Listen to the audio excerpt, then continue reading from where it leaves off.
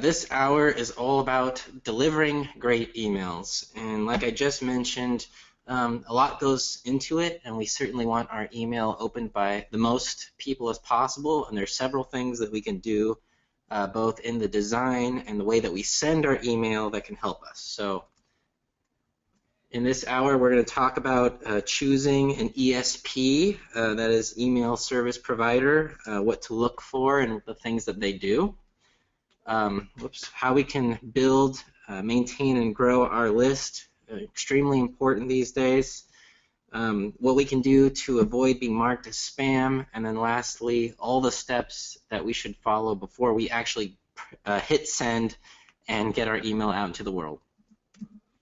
So, as I mentioned, ESP, that stands for Email Service Provider. Two really popular ESPs are Campaign Monitor, which is one that we use here at Zurb, and MailChimp, which we also use. These types of services, they help you maintain your list of subscribers. They have all sorts of bulk email options and services. They usually provide some help with testing, and then they help you send HTML emails. So they do quite a bit. And it's really important to understand exactly what they do so that you can choose the best one for you. So they do a lot of things that would just be either too difficult or complicated to do on your own. For one, they ensure that all of their users are CAN spam compliant. Now, if you don't know what that means, don't worry.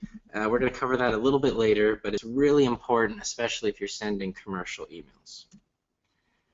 They also handle sender authentication. So many email service providers and email clients, they're getting really strict with spammers. There's all sorts of different ways that spammers are trying to veil their real identity behind trusted names. So if you can get that sender authentication, it's more likely that your email will actually be sent and you won't be flagged as a spammer. Definitely analytics are important. We want to constantly refine both the content and the design of our emails so that we can provide our users with the most value so they'll actually open up and read our emails.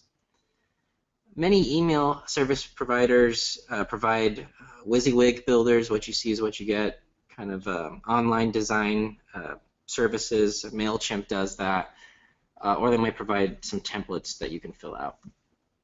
And then lastly, they can host the assets, the code, the images for you. Some even inline your code, which we've talked about a little bit earlier, but it's a necessity when sending HTML emails with CSS.